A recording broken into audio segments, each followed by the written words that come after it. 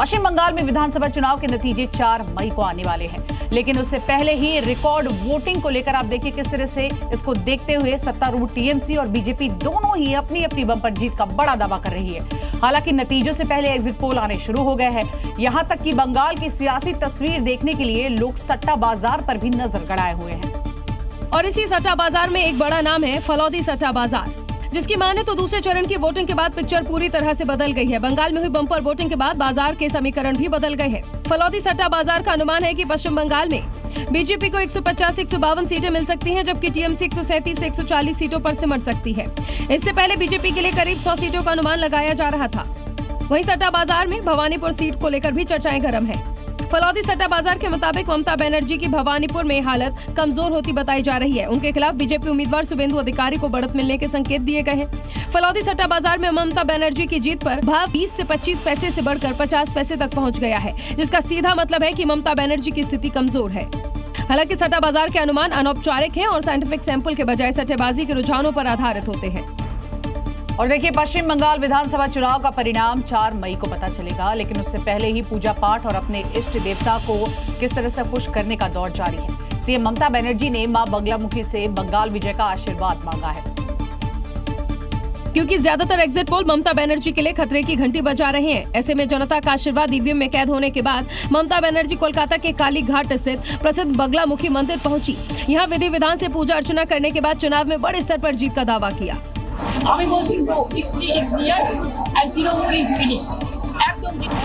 ममता बनर्जी के लिए पहला विधानसभा चुनाव है, जहां उन्हें बीजेपी से कड़ी टक्कर मिल रही है। दावा किया जा रहा है कि बीजेपी सटीक रणनीति बनाकर बंगाल के रण में उतरी। उसने गलतियां कम की और टीएमसी को कड़ी टक्कर दी। शायद यही वजह है कि ममता बनर्जी को जीत के लिए मां बगलामुखी का आशीर्वाद लेना पड़ा। मां बगलामुखी को शक्ति की उग्र स्वरूपा देवी माना जाता है, जो शत्रुओं का नाश, भय का अंत और विजय की प्राप्ति में सहायक मानी जाती है। अब तो 4 मई को पता चलेगा कि मां का आशीर्वाद बीजेपी को मिला है या ममता बनर्जी को। वहीं पश्चिम बंगाल विधानसभा चुनाव के दौरान ऐसा कोई दिन नहीं बीता जहां पर हिंसक झड़प की खबरें सामने नहीं आई। चुनाव के बाद भी कई इलाकों में माहौल तनावपूर्ण है। बीजेपी और टीएमसी के कार्यकर्ता कई जगहों पर आपस में भिड़ते हुए नजर आए। अब इन 3 तस्वीरों को ही देखिए। उत्तर 24 परगना के अरबिंदा और भाटपाड़ा में बीजेपी और टीएमसी के कार्यकर्ता भिड़ गए, तो वहीं ताजपुर में टीएमसी कार्यकर्ता को मारपीट में गंभीर चोट लगी है। उत्तर 24 परगना, जहां वोटिंग से पहले सबसे ज्यादा हिंसा हुई, वहां वोटिंग के बाद भी तनाव बरकरार है। देखिए कैसे बीजेपी और टीएमसी के कार्यकर्ता एक दूसरे के जान के दुश्मन बने हुए हैं। देखिए सुरक्षा बलों के सामने कैसे एक शख्स को दौड़ा दौड़ा कर पीटा जा रहा है।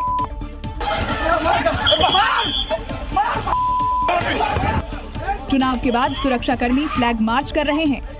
उसके बाद भी उनके सामने कार्यकर्ताओं को दौड़ा दौड़ा कर पीटा जा रहा है। एक महिला बचाने की कोशिश करती है, फिर भी सिर पर एक लाठी लग जाती है। क्या कर रहा है? यही है बंगाल चुनाव का रक्त चरित्र, जहां चुनाव के बाद भी हिंसा थमने का नाम नहीं ले रही है। उत्तर प्रदेश में आज महिला सशक्तिकरण पर विधानसभा का विशेष सत्र बुलाया गया। इस दौरान सीएम योगी ने चुन चुनकर विपक्ष पर जमकर प्रहार किया। साथ ही शाहबानो केस और ट्रिपल तलाक कानून का जिक्र करते हुए कांग्रेस पर निशाना साधा। मुल्ला और मौलवी बनाने की बजाय हम वैज्ञानिक बनाना चाहते हैं। ये डबल इंजन की सरकार पैसा उपलब्ध करवा रही है, लेकिन कठमुल्लापन की संस्कृति नहीं चलेगी। ये सरकार का पहले दिन का संकल्प है। 3 तलाक की कुप्रथा को नहीं मानते, लेकिन आप हैं सुधरेंगे नहीं। वही कठमुल्लापन की ओर देश को ले जाना चाहते हैं। इतना ही नहीं, बल्कि योगी ने शाहबानो केस में कांग्रेस पर मौलवी के आगे घुटने टेक कर नाक रगड़ने का भी आरोप लगाया। दरअसल सीएम योगी इस बयान के जरिए कांग्रेस के साथ साथ सीधे तौर पर समाजवादी पार्टी को भी कटघरे में खड़ा कर रहे थे। साथ ही संसद में महिला आरक्षण बिल पास न करवाने पर विपक्ष पर कलंक लगाने की बात भी कही। वहीं यूपी में सीएम योगी ने 27 विधानसभा चुनाव के लिए सबसे बड़ा एजेंडा सेट कर दिया है और इसका ट्रेलर आज यूपी विधानसभा के विशेष सत्र में भी दिखाई दिया, जहां पर महिला आरक्षण को लेकर सीएम योगी ने समाजवादी पार्टी के सारे पुराने कच्चे चिट्ठे खोल कर रख दिए हैं। साथ ही गेस्ट हाउस कांड का भी जिक्र कर एसपी के पुराने जख्मों को कुरेद दिया। प्रदेश की पहली दलित मुख्यमंत्री के साथ स्टेट गेस्ट हाउस कांड हुआ था। पार्टी कोई भी हो सकती है, लेकिन आपका आचरण क्या था? यह स्थिति थी, यह है समाजवादी पार्टी का आचरण। इस दौरान योगी ने बताया कि कौन महिलाओं के श्राप से श्रापित है। याद रखना, आप सभी लोग महिलाओं के साप से शापित हैं। और मैं इसलिए कह रहा हूं कि कांग्रेस की दुर्गति आप देख रहे हैं। 40 साल हो गए हैं, 40 साल उत्तर प्रदेश कांग्रेस के देश से लगातार बंजर होता जा रहा है। दरअसल यूपी में महिला वोटर्स की संख्या 6 करोड़ है। सीएम योगी बोल रहे थे लखनऊ में, लेकिन इसकी सियासी तपिश पूरे प्रदेश में गूंज रही थी। तो वहीं उत्तर प्रदेश विधानसभा का आप देखिए किस तरह से चुनाव अगले साल होना है, लेकिन सियासी मोहरे अभी से बिछने शुरू हो गए। महिला आरक्षण के मुद्दे पर आज एक दिन का विशेष सत्र बुलाया गया, जहां पर सत्ता पक्ष और विपक्ष दोनों ने जमकर राजनीति की। और अब विपक्ष के विधायकों के बैनर और पोस्टर को देखिए, जिसमें महिला आरक्षण के समर्थन में स्लोगन लिखे हुए हैं। लोकसभा में जिन दलों ने इसका विरोध किया था, वो अब उत्तर प्रदेश विधानसभा में उसे लागू करने की मांग कर रहे हैं। हालांकि बीजेपी का कहना है कि विपक्ष महिला विरोधी है, इसलिए वो इस तरह की बातें करता है। एक सामान्य महिला जो अपने संघर्ष के बल पर राजनीति करती है, वो आगे न आए, इसके लिए इन पार्टियों ने इस विधेयक का विरोध किया। महिला आरक्षण के मुद्दे पर यूपी विधानसभा में आज ट्रेलर दिखा। चुनाव आते आते इस पर पूरी फिल्म दिखेगी, क्योंकि इस मुद्दे पर सबको अपनी राजनीति जो चमकानी है। तो उत्तर प्रदेश में अवैध मदरसों और मस्जिदों के खिलाफ लगातार कार्रवाई जारी है। हाईकोर्ट के आदेश के बाद मुरादाबाद में 20 साल पुराने एक मदरसे के खिलाफ योगी सरकार ने बहुत बड़ी कार्रवाई की। बुलडोजर की मदद से इसे जमीन मुक्त यहां पर करवाया गया। भारी पुलिस बल के साथ मंगूपुरा गांव पहुंची और मदरसा जामिया अरबिया हयातुल उलूम की 3 हेक्टेयर जमीन पर कब्जा कर लिया। प्रशासन ने न केवल मदरसे के गेट को बंद किया, बल्कि वहां दीवार बनवाने का काम शुरू किया। 1980 में मदरसे की नींव रखी गई। 2000 में अधिग्रहण के दौरान मदरसा विवाद में आया। 2005 और 2008 में हाईकोर्ट ने मदरसा कमेटी ने याचिका खारिज की, लेकिन 2016 में फिर मामला हाईकोर्ट पहुंचा, जिसे हाल ही में कोर्ट ने एक बार फिर से खारिज कर दिया। माननीय उच्च न्यायालय ने यह माना है कि उक्त प्रश्नगत घाटों की अर्जन विधिक है और सारी प्रक्रियाएं उसकी पूरी हो चुकी हैं और ये प्राधिकरण के स्वामित्व की भूमि है। याचिका खारिज होते ही योगी सरकार ने फौरन एक्शन लिया। बुलडोजर के साथ मौके पर पहुंच गई। प्रशासन ने मदरसे की तकरीबन 3 हेक्टेयर जमीन अपने अंडर में लिया, जो नए मुरादाबाद योजना का एक हिस्सा है। और अब बात करते हैं गुजरात के द्वारका की, जहां पर सरकारी जमीन पर हुए अवैध कब्जे पर बुलडोजर एक्शन हुआ है। यहाँ प्रशासन ने अवैध तरीके से बने धार्मिक ढांचों को बुलडोजर से हटाया। इस दौरान यहाँ पर भारी पुलिस बल भी मौजूद रहा, जिनकी मौजूदगी में बुलडोजर ने अवैध कब्जे की ईंट से ईंट बजा दी। देखिए कैसे इन अवैध धार्मिक ढांचों पर बुलडोजर गरज रहा है, उसे मिट्टी में मिला रहा है। देखिए कैसे बुलडोजर इस अवैध धार्मिक ढांचे की पहली मीनार पर चोट करता है, जिससे वो भरभरा कर गिर जाती है। उसके बाद बुलडोजर अगला वार कर उसकी दूसरी मीनार को भी जमींदोज कर देता है। सरकारी जमीन पर बनाए गए इन निर्माण को बुलडोजर देखते ही देखते मिट्टी में मिला देता है। इस बुलडोजर दहाड़ ने भूमाफियाओं को भी लाउड एंड क्लियर संदेश दे दिया है कि अब उनके दिन पूरी तरह से लद चुके हैं। ओखा द्वारका हाईवे के किनारे प्रशासन ने 2 अवैध धार्मिक ढांचों को ध्वस्त किया है। बुलडोजर एक्शन के इस राउंड में करीब 532 वर्ग मीटर सरकारी जमीन कब्जा मुक्त कराई गई। सुरक्षा के लिहाज से भारी पुलिस बल को भी तैनात किया गया था। और देखिए 17 साल बाद उत्तराखंड की देहरादून पुलिस ने एक बार फिर से बदमाशों का पक्का इलाज शुरू कर दिया है। देहरादून पुलिस और वांटेड अपराधियों के बीच मुठभेड़ हो गई, जिसमें पुलिस ने अकरम नाम के कुख्यात बदमाश को मार गिराया है। यही वो शातिर अपराधी अकरम है, जिसे पुलिस ने एनकाउंटर में ढेर किया। दरअसल देहरादून पुलिस को सूचना मिली कि लूट के बाद कुछ बदमाश भाग रहे हैं, जिन्हें पुलिस ने प्रेमनगर इलाके में घेर लिया। जिसके बाद बदमाशों ने पुलिस पर फायरिंग कर दी, जिसमें SHO नरेश राठौर घायल हुए। पुलिस की जवाबी कार्रवाई में अकरम को गोली लग गई, जबकि उसके 2 साथी अंधेरे का फायदा उठाकर फरार हो गए। पुलिस ने फौरन SHO नरेश राठौर और अकरम को अस्पताल में एडमिट करवाया, जहां इलाज के दौरान अकरम की मौत हो गई। देहरादून में ही एक बड़ा डकैती के साथ मर्डर की एक जो घटना थी, उस पर इल्जाम रहा था। उसके बाद से ये काफ़ी समय फरार रहा। 50,000 का इस पर इनाम भी रहा था। अभी 2024-25 तक इस पर लगातार लूट, डकैती और मर्डर के कई मुकदमे रहे हैं। बता दें कि उत्तराखंड में 2009 में रणवीर एनकाउंटर के बाद से ही पुलिस आरोपियों को जिंदा पकड़ती आ रही है, लेकिन 17 साल बाद अकरम को मुठभेड़ में ढेर कर उत्तराखंड पुलिस ने अपना वनवास तोड़ दिया है। और अब बात करते हैं जम्मू कश्मीर की, जहां के श्रीनगर में सुरक्षा एजेंसियों को बड़ी कामयाबी हाथ लगी है। श्रीनगर पुलिस ने 2 अलग-अलग आतंकी मॉड्यूल का भंडाफोड़ किया है। इस कार्रवाई में एक फार्मासिस्ट समेत कुल 5 ओवरग्राउंड वर्कर को गिरफ्तार किया गया है, लेकिन आतंकी खरगोश की तलाश अब भी जारी है। इस दौरान 2 अलग-अलग आतंकी मॉड्यूल का खुलासा हुआ, जो लश्कर-ए-तैयबा के इंटरस्टेट नेटवर्क से जुड़े बताए जा रहे हैं। इस ऑपरेशन में 5 लोगों को गिरफ्तार किया गया है, जिन पर UAPA के तहत मामला दर्ज किया गया है। गिरफ्तार आरोपियों में शामिल हैं मोहम्मद शफी भट्ट, जिसे इलाके में डॉक्टर शफी के नाम से जाना जाता है, जो पेशे से फार्मासिस्ट है। इसके अलावा हादी कादिर मीर, मोहम्मद जमाल मीर, मेहराजुद्दीन डार उर्फ मेहरान, फयाज अहमद डार। जांच में सामने आया है कि यह नेटवर्क सिर्फ श्रीनगर तक सीमित नहीं था, बल्कि पंजाब, हरियाणा और राजस्थान तक फैला हुआ था। इन 5 लोगों से पहले भी 5 लोगों को हिरासत में लिया गया है, जिसमें से एक महिला भी है।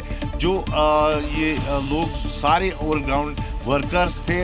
इस पूरे मामले की गंभीरता को देखते हुए राष्ट्रीय जांच एजेंसी यानी NIA ने जांच अपने हाथ में ले ली है। अब एजेंसी इस नेटवर्क की गहराई और इसके अन्य सहयोगियों की तलाश में जुटी है। और देखिए, कश्मीर घाटी जाने वालों को एक बड़ी खुशखबरी मिली है। दिल्ली से अब आप जम्मू और फिर वंदे भारत से सीधे कश्मीर जा सकते हैं। दरअसल श्री वैष्णो देवी माता कटरा से श्रीनगर जाने वाली वंदे भारत ट्रेन विस्तार करके अब इसे जम्मू तवी तक जोड़ दिया गया है। वहीं इसके साथ ही सुरक्षा के कड़े इंतजाम किए हैं। सभी ट्रेन के बोगी में सुरक्षा बल तैनात होंगे। इस ट्रेन में इस तरह जो है कमांडो मौजूद रहेंगे। पूरे कोच में, हर कोच में कमांडो मौजूद रहेंगे सुरक्षा के लिए। और स्टेशनों पर तो सुरक्षा है ही। देखिए, वॉकी टॉकी है, जो है बॉडी कैमरा है और साथ में वेपन्स हैं।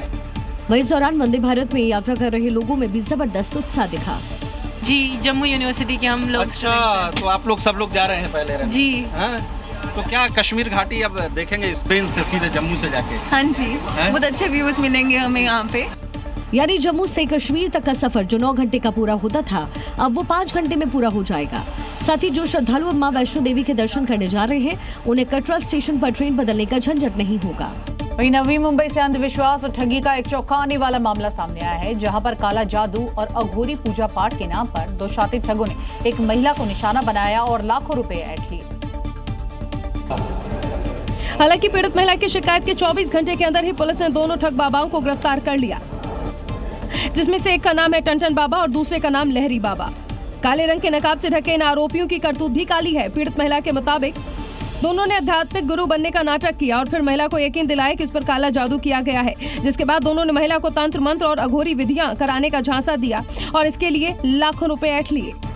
महिला ने बताया कि उसने ऑनलाइन 1,90,000 रुपए ट्रांसफर कर दिए, लेकिन जैसे ही महिला को धोखाधड़ी का एहसास हुआ, उसने फौरन पुलिस से शिकायत की। मामला दर्ज होते ही पुलिस ने तेजी से जांच शुरू कर दी और 24 घंटे के अंदर ही दोनों को नासिक से धर दबोचा।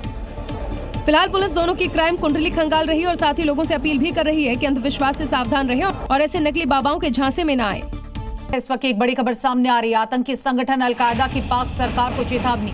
यूएस के इशारे पर पाकिस्तान काम कर रहा है। अफगान तालिबान को दिया समर्थन, अफगान सरकार को हर संभव मदद। तो आप देख लीजिए किस तरह से अब ये अपने आप पाकिस्तान में बदलाव हो रहा है। अलकायदा ने पाकिस्तान की सरकार को बड़ी चेतावनी दे दी है और साफ तौर पर कहा है कि यूएस के इशारे पर पाकिस्तान इस वक्त काम कर रहा है।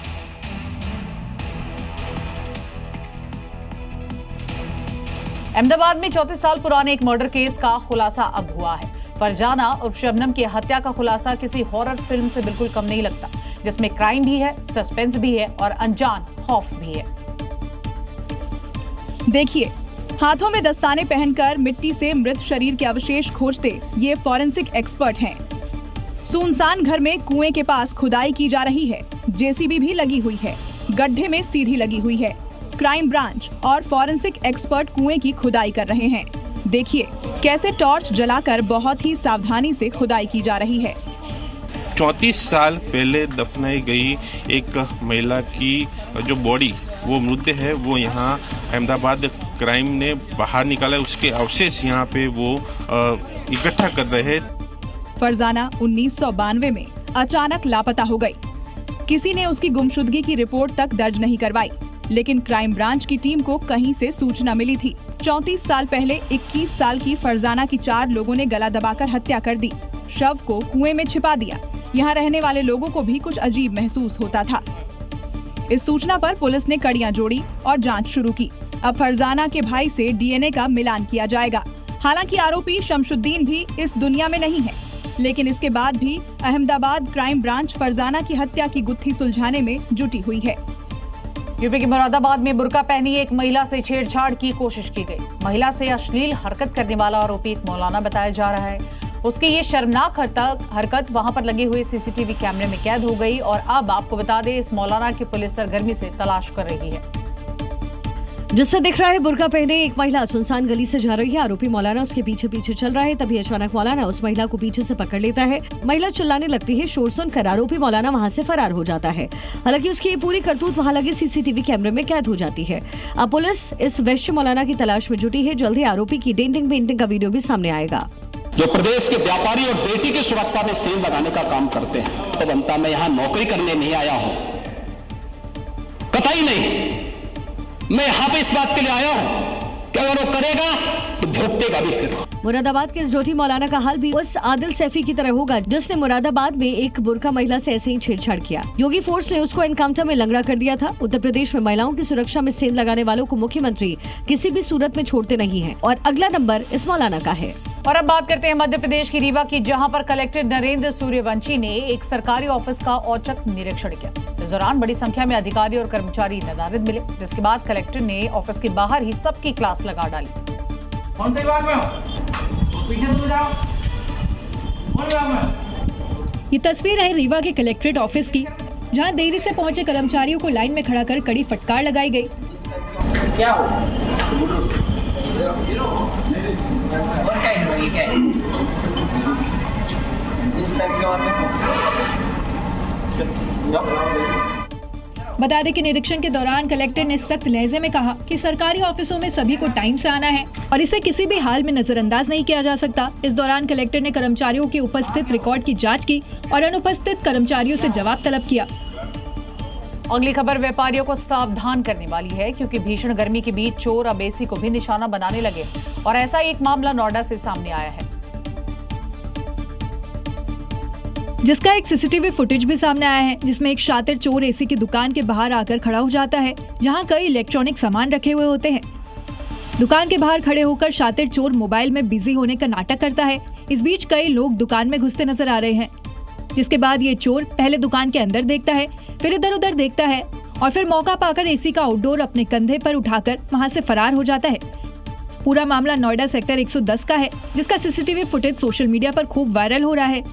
भीषण गर्मी के बीच एसी चोरों के सक्रिय होने से इलेक्ट्रॉनिक व्यापारी काफी परेशान हो गए हैं। फिलहाल पुलिस पीड़ित दुकानदार और सीसीटीवी फुटेज के आधार पर चोर की पहचान कर उसकी तलाश में जुट गई है। यूपी के बुलंदशहर में ट्रिपल हत्याकांड के मुख्य आरोपी का पुलिस ने एनकाउंटर कर दिया है। 50,000 का कुख्यात बदमाश जीतू सैनी वारदात के 120 घंटे के बाद ही ढेर हो गया। तो वहीं पीड़ितों की मांग है कि हत्यारों के घरों पर अब बुलडोजर भी चलाया जाए। तस्वीर में नजर आ रहा है, ये वही बदमाश जीतू सैनी है जिसका योगी फोर्स यमराज का टिकट काट चुकी है। इसका जुर्म ये था कि इसने अपने बर्थडे पार्टी में चेहरे पर केक लगाने से हुई बहसबाजी में अपने दोस्त समेत 3 लोगों को गोलियों से भून डाला। हत्याकांड को अंजाम देकर ये अपने साथियों के साथ वहां से फरार हो गया। पुलिस ने पहले इसके 3 साथियों को मुठभेड़ में लंगड़ा किया। वहीं जब योगी फोर्स इस तक पहुंची तो इसने पुलिस वालों पर गोलियां चला दी। पुलिस ने आत्मरक्षा की गई फायरिंग में एक बदमाश गंभीर रूप से घायल हो गया, जिसको वहां से भेजा गया था CSC और CSC से रिफर किया गया डिस्ट्रिक्ट हॉस्पिटल। डिस्ट्रिक्ट हॉस्पिटल में डॉक्टरों ने उनको ब्रॉड डेड घोषित कर दिया है। गुंडाई करने वाला जीतू सैनी रील बनाने का भी शौकीन था। एनकाउंटर के बाद उसके वीडियो भी वायरल हो रहे। इस ट्रिपल हत्याकांड में पुलिस ने 11 लोगों को आरोपी बनाया। अब बाकियों की भी पुलिस सरगर्मी से तलाश कर रही है। वहीं योगी फोर्स ने आजमगढ़ में हुए हत्याकांड के आरोपियों का भी हिसाब किया। मुठभेड़ में पुलिस ने एक आरोपी को लंगड़ा कर दिया है। शादी में कूलर की हवा को लेकर हुए विवाद में इसने एक शख्स को मौत के घाट उतार दिया। तो उत्तर प्रदेश के संभल से एक अजीबोगरीब मामला सामने आया है, जहां पर कब्ज की वजह से ट्रैफिक पुलिस के TI और हेड कांस्टेबल के बीच ही विवाद इतना बढ़ गया कि आखिर में पुलिस कप्तान ने दोनों को ही सस्पेंड कर दिया। दरअसल ड्यूटी के वक्त हेड कांस्टेबल गायब था। इस बीच जब राउंड पर TI दुष्यंत बालियान पहुंचे तो देखा हेड कांस्टेबल ड्यूटी में मौजूद नहीं है। तो कहने लगे कि जो तुम्हारी गैरहाजिरी लिख दी है, तुम ड्यूटी पॉइंट पर नहीं मिले। मैं सर मैं फ्रेश होना चला गया था, पोटी कर लेटरिन टट्टी करना चला गया था, लेकिन जो ये लोग मानने को कह रहे कि मैंने तेरी टट्टी का ठेका ले रखा क्या। बस फिर क्या था, मामला बढ़ गया, दोनों तरफ से शिकायत भी की गई। वही हेड कांस्टेबल ने ये भी आरोप लगाया कि टीआई उससे पहले से ही अवैध खनन वाले ट्रक के चालान से चिढ़े हुए हैं और अब इसी बात का खुन्नस निकाल रहे हैं। वही मामला बढ़ा तो संभल एसपी ने दोनों को सस्पेंड किया। एक कब्ज की दोहरी मार ऐसी पड़ी कि निलंबन के साथ साथ सैलरी भी आधी हो गई। तो इन सब के बीच बता दें अब खबर उत्तर प्रदेश से, जहां पर मिर्जापुर में बदमाशों ने पुलिस चौकी में घुसकर दारोगा और सिपाही के साथ मारपीट की है। आरोप है कि इस दौरान पुलिसकर्मी की वर्दी को भी फाड़ दिया गया और आधी रात हुई इस घटना के बाद पुलिस ने अब मामला दर्ज किया है। दबंगों ने आधी रात को थाने पर हमला बोल दिया। देखिए कैसे एक सिपाही को थप्पड़ जड़ दिया, तभी पीछे से एक बदमाश ने मुक्का जड़ दिया। सिपाही अपने साथियों के बीच रहते हुए भी थप्पड़ मुक्कों से बचने की कोशिश करता है। बदमाश भद्दी भद्दी गालियां दे रहे हैं, लेकिन अभी तक बदमाशों पर कोई कार्रवाई नहीं हो रही है। बदमाशों ने सिपाही दारोगा को पीटा ही नहीं बल्कि उनकी वर्दी भी फाड़ दी।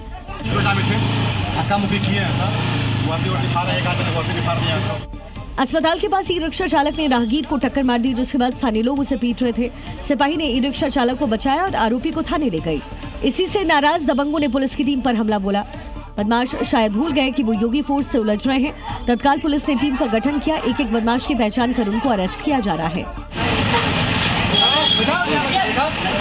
योगी फोर्स ने जल्द ही इनकी दबंगई का नशा उतार दिया। बहुत जल्द सारे बदमाश सलाखों के पीछे होंगे।